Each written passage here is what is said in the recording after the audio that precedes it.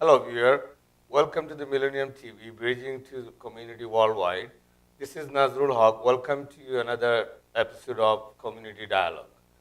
I have a very exciting guest here today, Assemblyman Luis Sepulveda. He is an attorney at law and very active politician who is serving New York State Assembly from the 87th District in the Bronx, New York since 2012. Assemblyman Luis Sepulveda, also known in Bangladesh, serving Bangladeshi community and very well known as a Louis Bhai,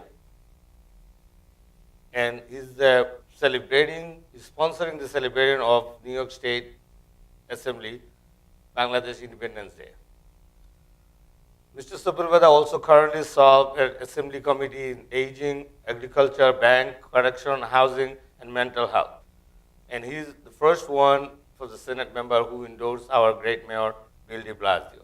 Please welcome Assemblyman Luis Sepulveda to the show. Thank you very much for having me. It's exciting to be here on your second show. Thank you for coming. All right. And certainly, I'm excited to looking forward and talk to you about our community, about your work, and anything in your mind, and something to do with our election and how we can help the community and connect the bridge community together. So without wasting much time, I like to ask you our first question, since you are very much connected with Bangladeshi community, even though we know, but this community is so extended and other people doesn't know you as much as, like I said, we refer you as a Louis Bhai. Louis Bhai, how you overall evaluate the Bangladesh community or Muslim community? What is your overall valuation? Just if you can give me just your thought. Well, I've worked closely with the Bangladesh community, not only the Muslim community, but also the Hindu community. But in 2010, I decided to run against what was then a 20-year incumbent who was the Speaker Pro Tem of the Assembly. And I was told that I'd be lucky if I get 20% of the vote. Now, while I didn't win, I did get 44% of the vote. I came pretty close to being a 20-year incumbent, which is very rare in the state of New York. And I believe that I got so close in that election because of the support I got from the Bangladeshi American community, especially in Parkchester. I made it a point to reach out to that community, to do my best to bring it more into the body politics, although there are individuals there that have been politically involved. But I extended it in a way that I believe no other local candidate ever did. And I made great friends that I have till today, and great supporters, and they continue to support me. And I, in turn, try to support and push for issues that are very important to the Bangladesh community. Well, that's very good to know, but I was really more trying to understand that Bangladeshi community also happen to be a Muslim community.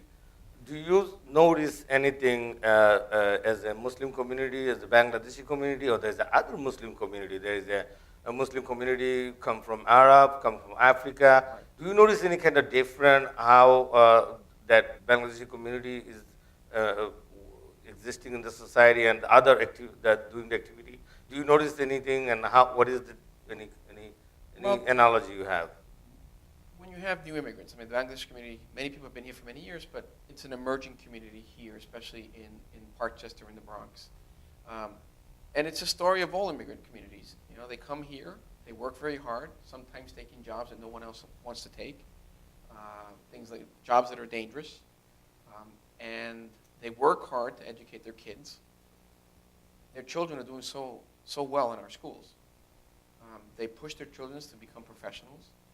They're very family oriented, and that's the common thread that I see amongst the Muslim communities, be it West African, Arab, Bangladeshi. Faith is very important. It's a central part of their culture, and it should be. And so when we're talking about a Muslim community, the Muslim community pretty much, even though they come from different countries, they have certain values that extends to all communities. You're living, I mean, most of your life, I think, in Bronx. I lived in Brooklyn, Queens, and the Bronx. Okay, so yeah, I believe you live in, born in Brooklyn. Right. So how you notice the change of the trend that Parkchester community we have, or Bronx community we have, before the Bangladeshi merging here and after we kind of like taking over the Pakistan? What do you see the difference happen here? Well, I in mean, your view? if you look at the businesses, when I first came here, if you look at White Plains Road near the Bruckner, a lot of the restaurants there were Latino, Hispanic restaurants. Restaurants that for years I attended. And now if you go along that very long strip, you'll see that most of the restaurants there, most of the grocery stores are owned by members of the Bangladesh community. Starling Avenue wasn't what Starling Avenue is today when I first came here. Now it's sort of like the heartbeat of the Bengali community in Parkchester and the surrounding areas. That's expanded. You call it Bangla Bazaar Bangla now. Bazaar, that's correct. So in terms of the local businesses, many of them are owned by Bangladesh Americans. You look at the Subway restaurants, the Dunkin' Donuts. You look at some of the city. So how do you evaluate it? Is it how you think? What is the impact? Well, it's certainly, it's great for the community. I mean, anytime you have a community that people that want to improve their lives, the lives of their children, who want to further their education, and that's another, by the way, very common thread amongst the Muslim communities, that they insist on their children doing as best as they can in schools. Anytime you have that sort of blending into the community, it's great for the community. My community expands beyond Parkchester. I have Castle Hill, I have West Farms, I have Unionport and Stratton Park. And I tell my friends I wish more of the Bangladesh community would move throughout the entire district, because generally speaking, where the Bangladesh community moves, you have improvement in certain areas. So you're saying they're contributing in the community, small business, and making or building a better neighborhood. Oh, absolutely. By saying that, I want to actually follow up this one.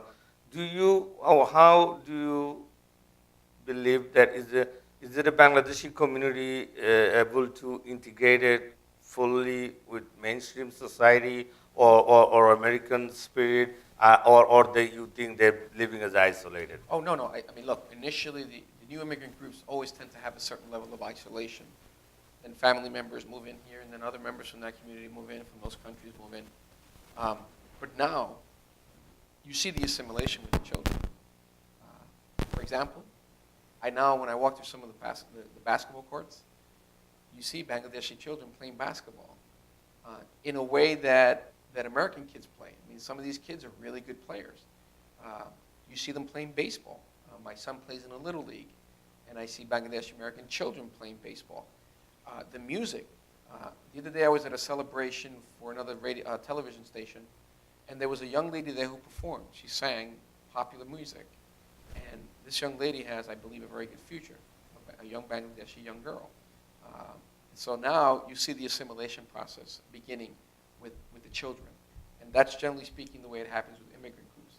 But the contribution you're saying that they are doing this contribution to melting or integrating to the society and connect to the mainstream. They're doing a good job. I know it's a process, and it's not going to happen overnight, but at least you have to move to that direction.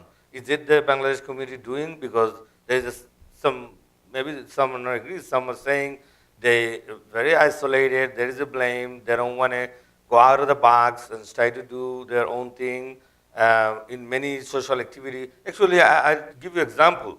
I was in community board, and we're talking about we want to build a monument for our 21 February, one of the International Mother Language Day.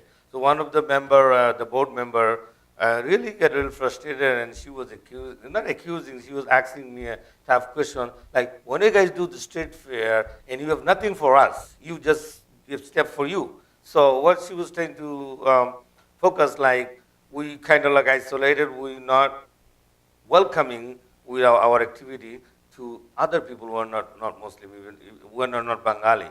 So I just asking this, how you feel this. I mean, the reason is our viewer may improve by this, and all this community organizer, they will have some education and understanding.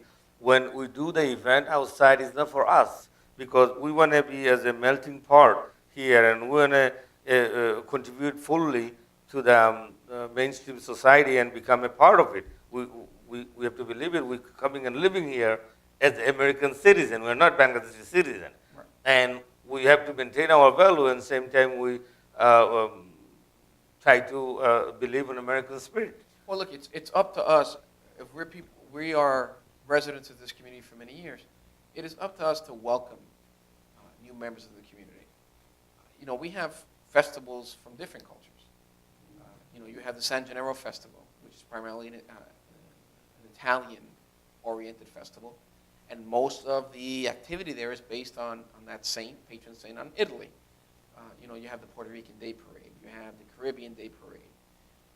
These are parades, these are activities that are geared towards bringing the culture from back home and introducing it into American society. There's absolutely nothing wrong with that. In fact, I think it makes us stronger as a country. It makes us stronger as a nation to have these different perspectives. This country was built on the backs of immigrants. And it's been the story over the 2 centuries and change that we've had this country, that when we have immigrants coming in, it tends to strengthen our country. Our communities, look, you're always going to get resistance from people.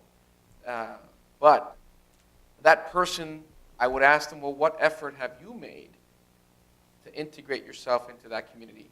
I can tell you that my experience has been fantastic, right? I have a child now who, when he's finicky, he doesn't want to eat, I have to take him to a Bengali restaurant to eat because he loves Bengali food. That's great. Right. It's up to us.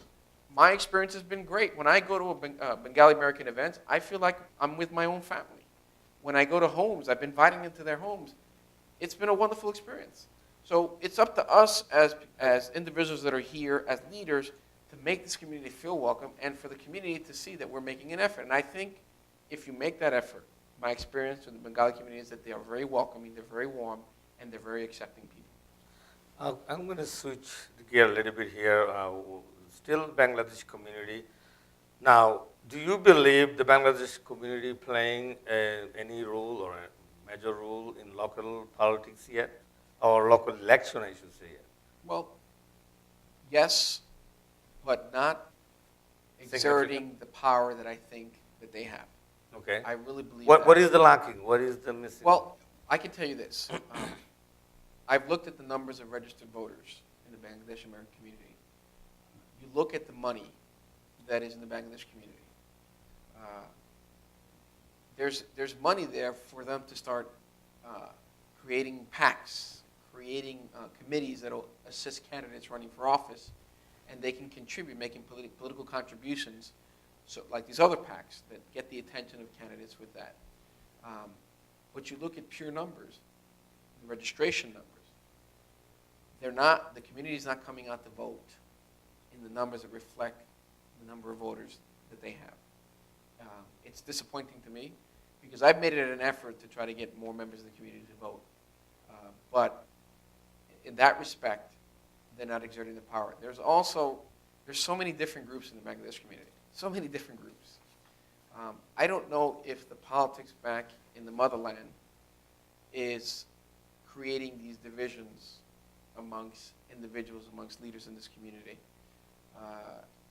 You know, I've had experiences, bad and good experiences, that I think stem from the politics back in Bangladesh. And so that division, whenever you have that level of division, then it makes it difficult for a group to empower themselves to the extent that they can. But that's not to say that it's been different from other communities. I mean, if you look at the Hispanic community, you didn't have coordination with the Puerto Ricans, the Dominicans, the Mexicans, the Cubans. There was always an issue there. But these are people from different countries. Different countries, I understand. We're coming from the same village, and we have a lot of dispute. I totally agree with you. But again, you mentioned that we have a manpower, we have a money, and we're not going out and vote. But look at that, and you probably heard about it, that we're doing vote ourselves. We're doing an election for our organization, and we're spending a lot of energy in going out vote, and we have an organization like Bangladesh Society and other things, and we're killing ourselves. You must be hard, and people must be calling you and reaching out since you involve so much. What do you think they're doing here? You have any advice? You have any? I have my advice to these organizations. You have Jalalabad, you have Bronx Bangladesh Society, you have the Bronx Bangladesh Society, you have, I mean, every other week you have a different organization that sprouts up. And they do spend a lot of money. Yes. If they took half of that money Yeah. and created a PAC or Define when is a a PAC. What do you mean political by? action committee, Okay. these are committees that, for example, the Jewish faith has a strong PAC in Congress. Right? Okay. They contribute to this PAC, and they contribute to candidates throughout the country to run for office. Mm-hmm. Uh, So those are elected official. The no, member the of the PACs, PAC. anyone can create the PAC. No, but who is the member of the PAC? It has its own board Okay. created by. So, for example, if Nazrul Haque wants to create a PAC, the Bangladeshi American Political Action Committee or something like that, you can create this board. You're the chair of the board, and then these group individuals decide which candidates they're going to contribute to. Now, they're supposed to maintain separate coordination. You can't coordinate with the candidates because that's a violation. It's a criminal violation, violation of the election law. But your organization can say, well, Luis Bai has, for example, he's been pushing for the Muslim holidays in the city schools, for halal food, for translation of the ballot in Bengali, for protection of the individuals that practice the Muslim faith when they go prayer at the mosques, to create programs that will protect. Well, you know what? He is worthy of our contribution. We want to have people that do what he does, or Senator Diaz, people who work closely with our community to protect and work with our community. These are the people that we want in office. And so we're going to give a political contribution to this person. Depending on... So this is not a sort of fundraising, but same time you build up a relationship, connecting, supporting. Well, it is to some degree fundraising, but it's not like, for example, Luis Bai is having a fundraiser tomorrow at $150 a plate. No, not like And then that. people come in and they contribute, they give me checks, and it goes directly to my campaign. No. What the PACs do is different. They have their own organization. For example, the Koch brothers, right? These are billionaires. They have a lot of money, so they will create a PAC, like the America Fund or something along those lines. And these PACs will then contribute to individual candidates according to their agenda. That's one way where individuals that are wealthy Bengali merchants and businessmen and doctors, and there are many engineers, that's one way where they can get together and create a PAC and start making sure that their voices, the interests of the Bengali community, the Muslim community, the Hindu community, is heard and it's pushed. So that when we have to vote, we have to remember, we have individuals and this is not to buy the vote, but this is a way of you participating in American electoral politics, because there is a Supreme Court decision that says that you can do this. That's one way. And then more importantly is voter registration and voter turnout. Many individuals who initially, look, in my race in the Bronx, 5% turnout, 5%. Thank you, Luis Bhai. I mean, we have a lot to talk, and we've been talking about a lot of Bangladeshi community, and there's other issue we want to talk together. But before that, viewer, we're going to take a short break, and please stay tuned, and we're going to continue to talk right after the break. Thank you. Hello, viewer. Welcome back to the Millennium TV, bridging the community worldwide.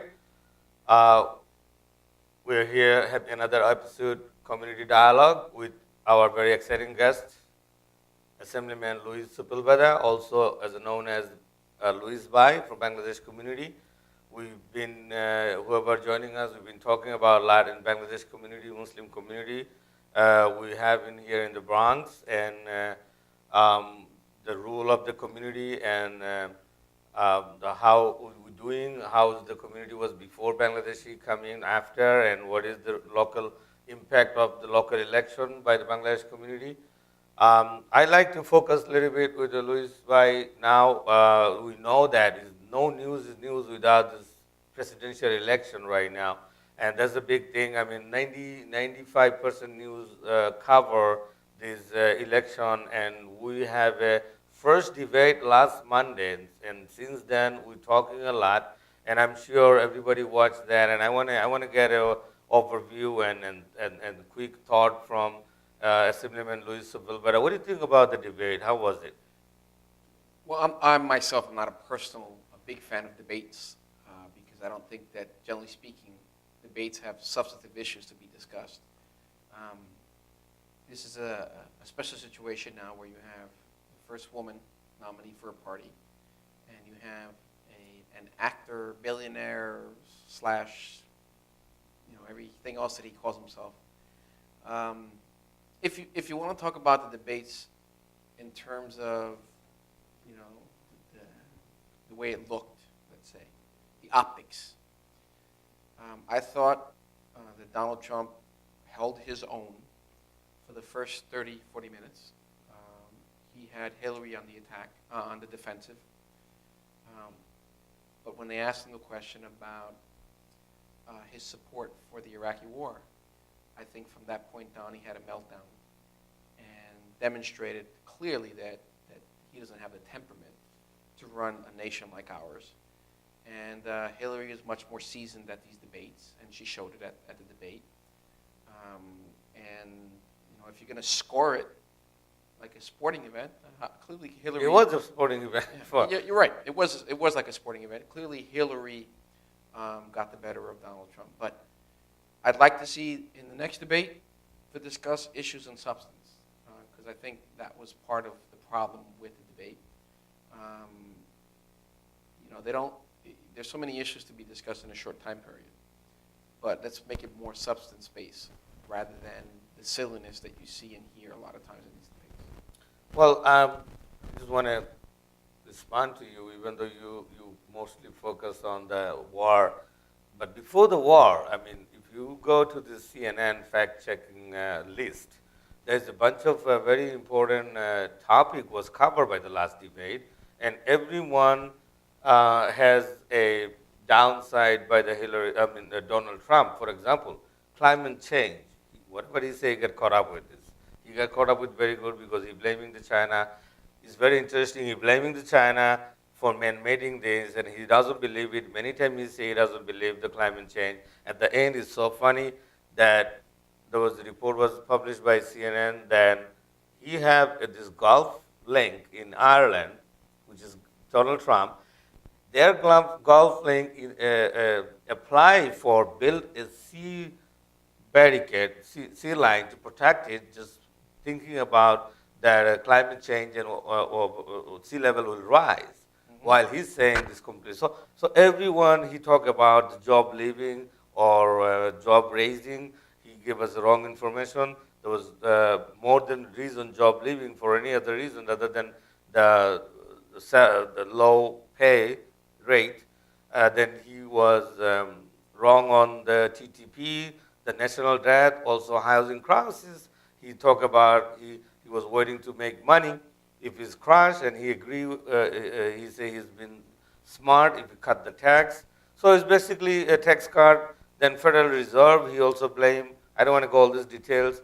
And there was talk about bankruptcy, gun control, even NATO information he gave us that America is not putting enough contribution to NATO, which is he did the miscalculation. And as far as foreign policy, you just talk about the war. There was a clear evidence he was supporting Libya's action, and he wanted to move this out. So this is all his downside. But meantime, clearly, I'm certainly not a supporter of Donald Trump. I think that it would be a sad day in this country if Donald Trump became president.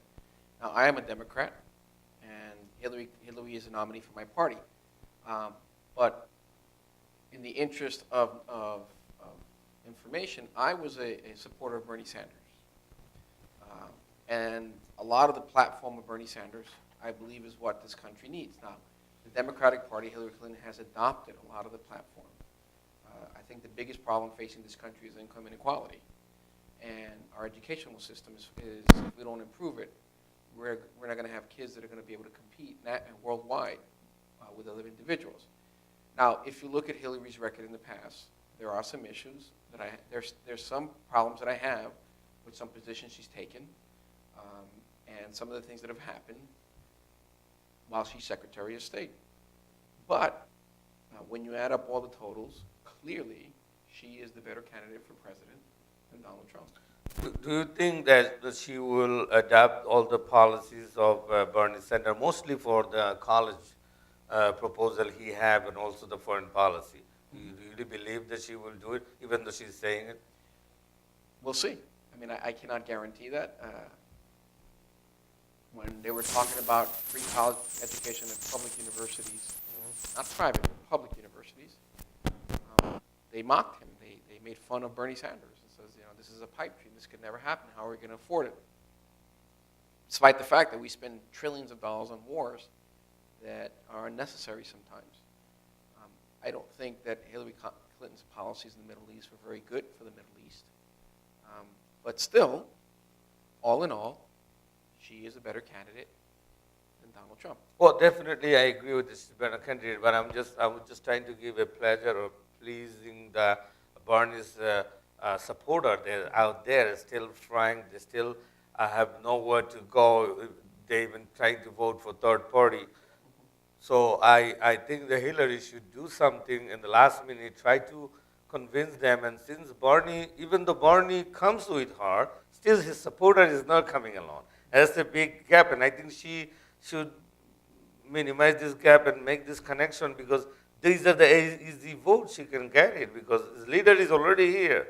So she just have to do something here. There's something that I'm not sure many of these intellectuals or people who are supposed to know that don't seem to understand that the Bernie Sanders movement is going to go beyond this presidential election.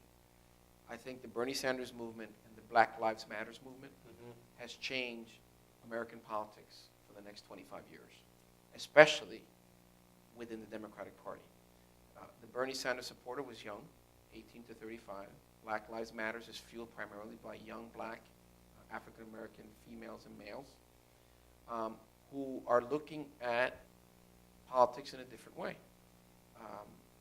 The activism is greater amongst these groups. Now, once this bloc votes in numbers that they're capable of voting, they're going to reshape and restructure American politics, and they're already doing that, you can see.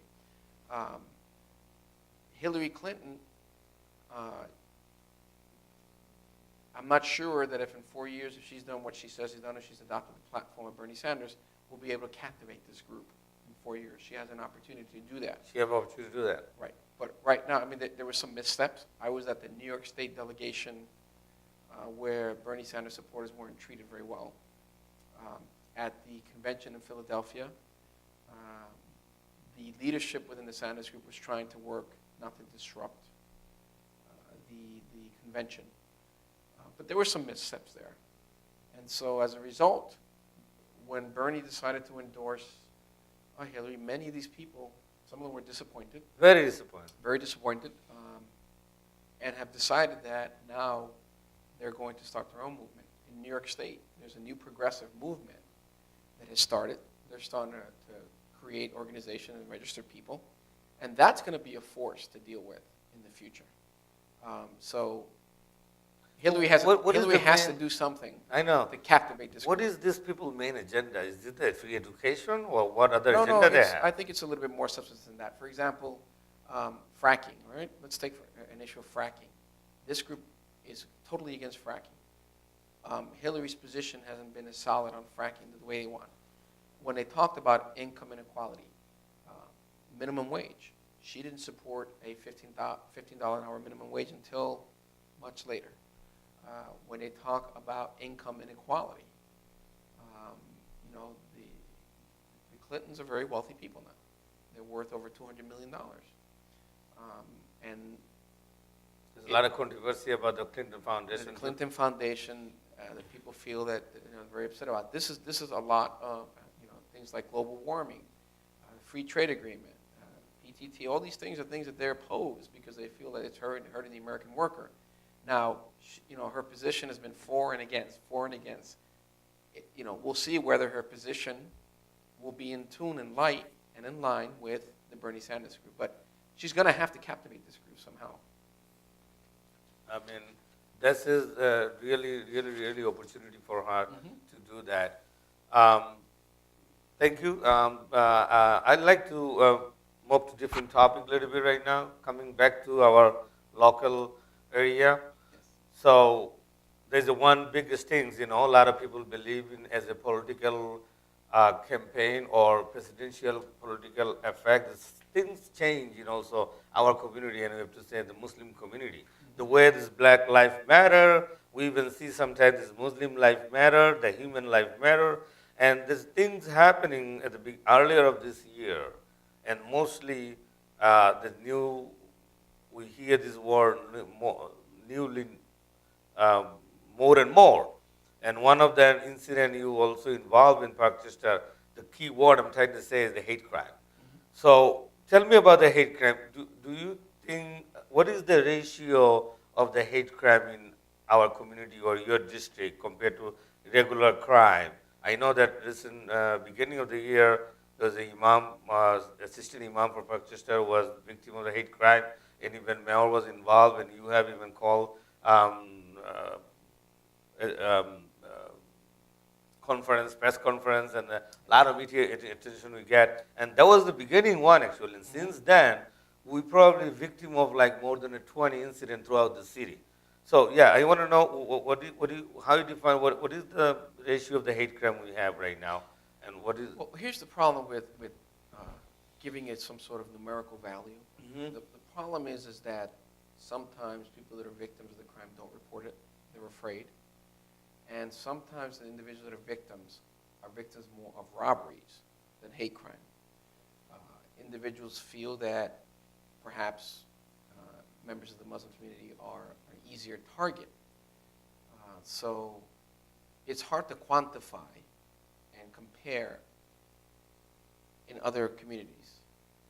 I'd like to believe that in this community you have people who actually are concerned about it, leaders that want to work to make sure that individuals of the Muslim or the Hindu faith can go and practice their faith without fear. Whenever there is an incident, I mean, the incident at the beginning of the year, the individuals were caught relatively quickly, because I believe that the precinct commander there, Fausto Pichardo, and the community affairs people there under Eric Hernandez, they take a position to move on it quickly. But certainly there's been a rise. Do you think 43% doing the great job? Well, I mean, look, I think within the confines, they are doing a very good job. They don't ignore it. They work closely. The problem is that when you look at the political rhetoric coming out from a segment of society, the extreme right, for example, Donald Trump, he blames people of Mexican descent, build a wall. He wants to create a program to make it more difficult or scrutinize Muslims in a way that's disgraceful. Calling for Muslim ban permanently, and that was the key turning point. That is probably the most disgraceful political comment that any presidential individual has made in the last 40, 50 years. Do you think this such a comment is the turning point of?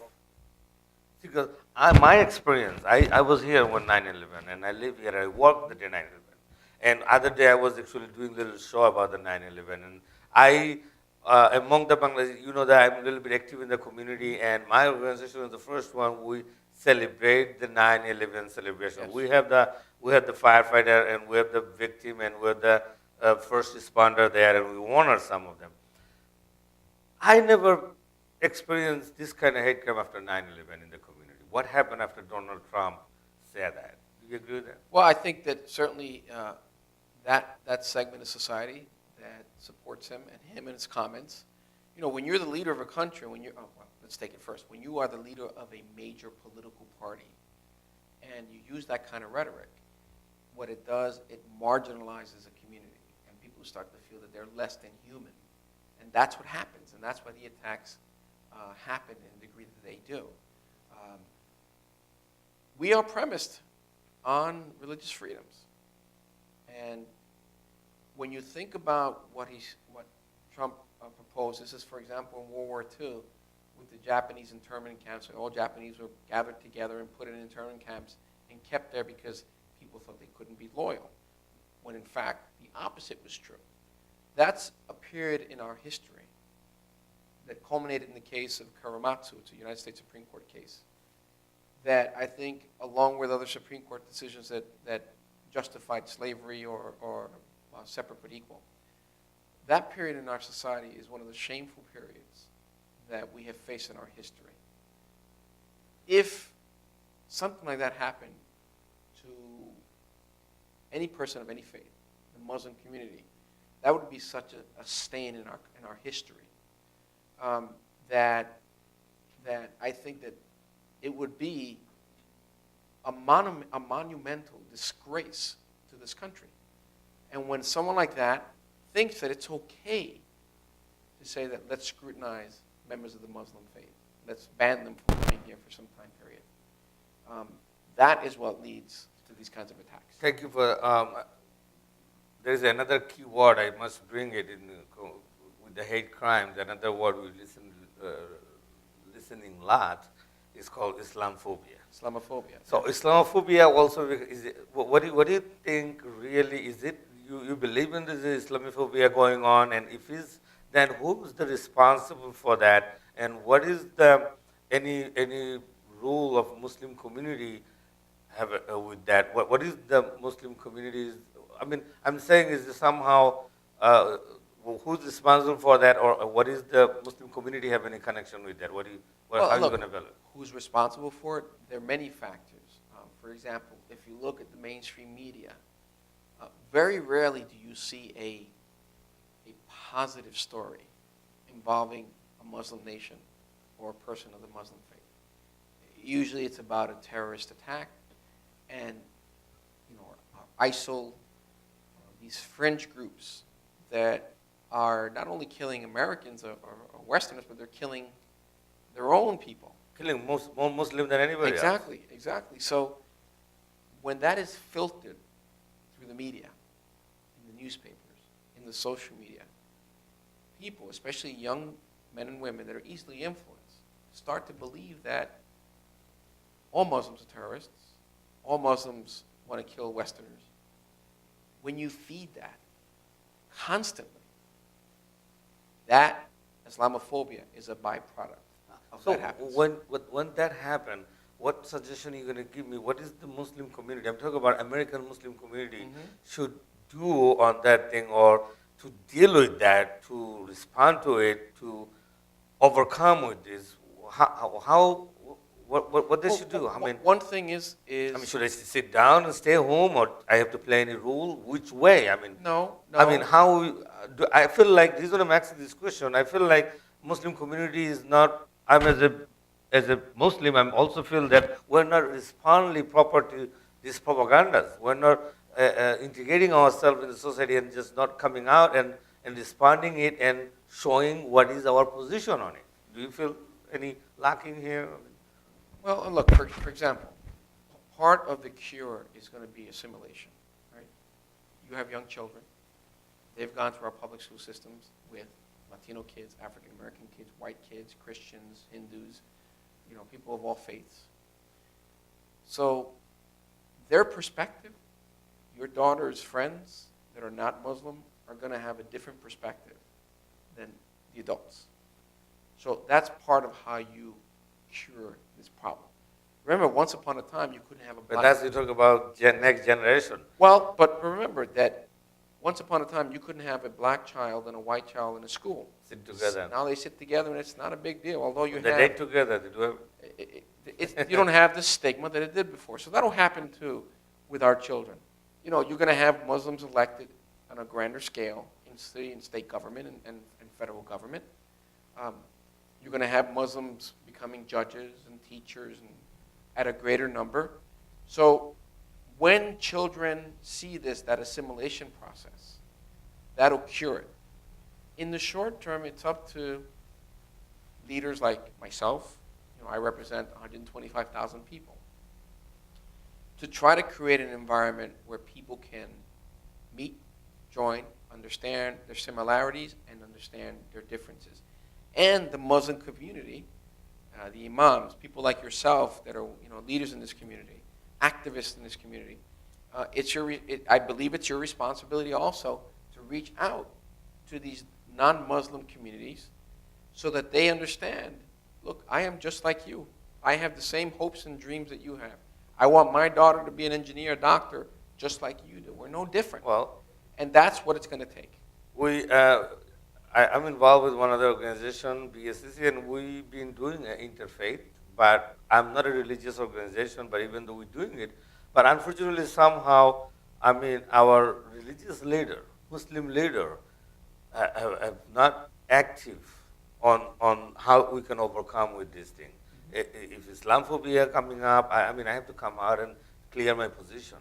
If anybody accused me for something, I think I should come out and clear my position. You believe it or not, that's up to you, but at least I have to say who I am and what I am and what I believe. But I think our leadership is failing, and there's some degree they're failing. Even one small organization here in Bronx, if you do the interfaith, is not enough. In whole community, you have to do the interfaith. Every mosque have to do the interfaith. And I think you're right, exactly what you said. There will be a melting pot, but I don't know is there both sides is doing enough or not, but certainly is a challenge right now. Islamophobia is here, and I'm really afraid about my daughter going to school when after Nazma Khatun, Yes. the lady in 60s and just stabbed for no reason, and they don't find the motive. So everybody in scare and that level. So I think Muslim community have a lot to do, and I'm sure you here. You just tell me that you are extending your hand to help us, and we should do a lot of interfaith and a melting thing together. Going back to, different, little bit different topic. We talk about school a lot, and now I want to ask you.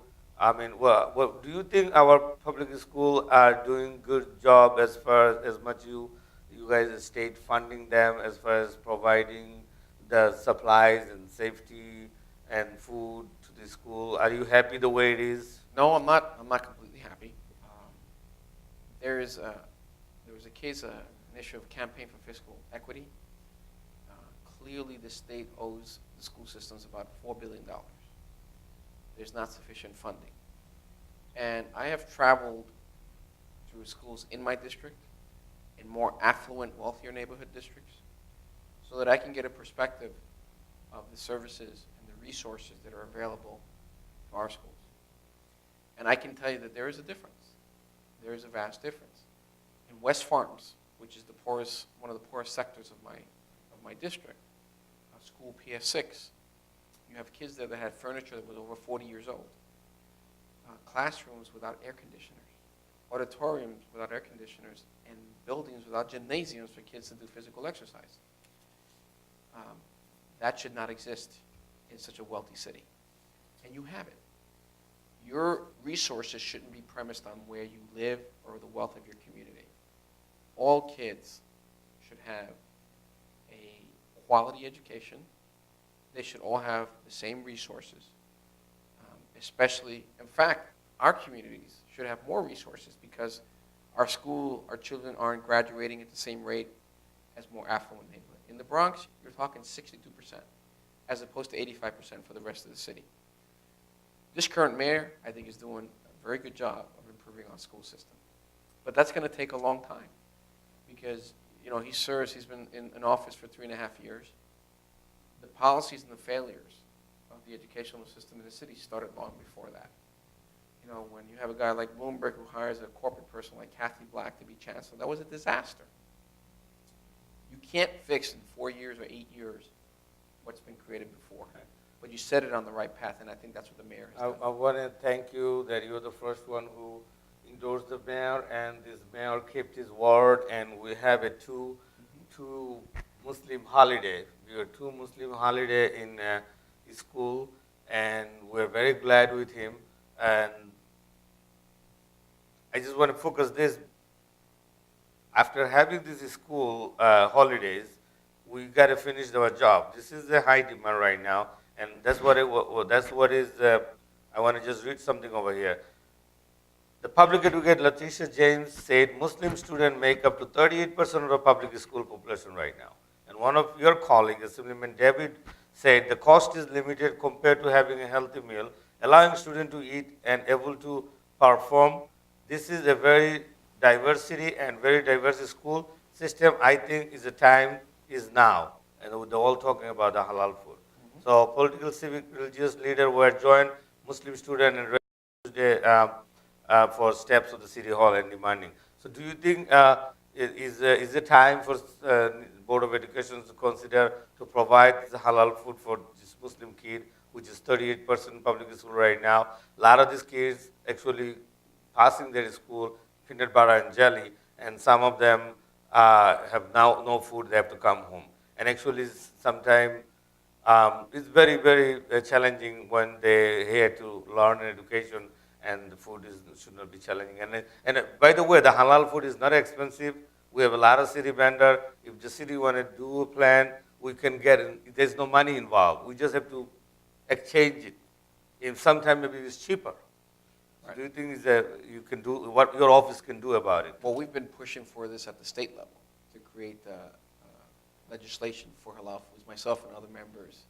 I don't know where the 38% number came from. I'm not sure it's that high, but certainly the number is high enough that it justifies providing halal food for the kids there. Kids should not go hungry, and there are other faiths that are catered to. Their specific diets are catered to in the school system. It should be across the board. And so certainly the Muslim children who are doing so well as it is, we should do everything possible to create an environment where they can excel. We're very end of the show right now. I just want to tell you, what is your future plan for minority community, and what kind of help your office is doing? If you can share with our viewer before you go. And I want to thank you for coming here and have this discussion. And of course, looking forward, we're going to talk more. I have more to talk with you, but I just want to hear what is your office have a future plan for minorities, and what kind of opportunities are available right now? Well, let's say for the Muslim community, I'm working with the NYPD and a new public safety group to create a patrol around the mosques especially during the holidays and prayer services, to provide additional safety for that community. My focus is and will continue to be our educational system. Our kids are doing so poorly compared to other schools. Minority children aren't doing as well, that I'm fighting so that we can get every penny that the state owes to us for the future. It all begins with that. Economic development, you won't have it unless you have an educated workforce that lives in the community, and you also have to have affordable housing. And so when you put that together, that's how you're going to get a successful community. Thank you, Assemblyman Luis Sepulveda, for coming here. It's an honor to have you in the show. Viewers, we listen to our discussion. We talk about our community, our election, presidential election, the Muslim community, the hate crime, the Islamophobia. We learn a lot of information from our very exciting guest, Luis Sepulveda. He's the assemblyman serving New York Assembly District. He's very close to our Bangladesh community here, who is also known as the Louis Bhai. And we are working Bangladeshi community very strongly with the mainstream. We are here involved with everything as we're living as an American society. We're trying to be part of the melting pot, and that's why we, rather than running an election ourselves, we're trying to reach out all these elected officials like Luis Sepulveda, Robin Diaz Jr., Annabelle Palma. A lot of these elected officials are very close to us, this is our community, and we're really building community together. And here we're going to do this community dialogue once a week. I want you to join us next week again. Until then, thank you. Khuda Hafiz. Please continue to watch Millennium TV, the Bridging the Worldwide.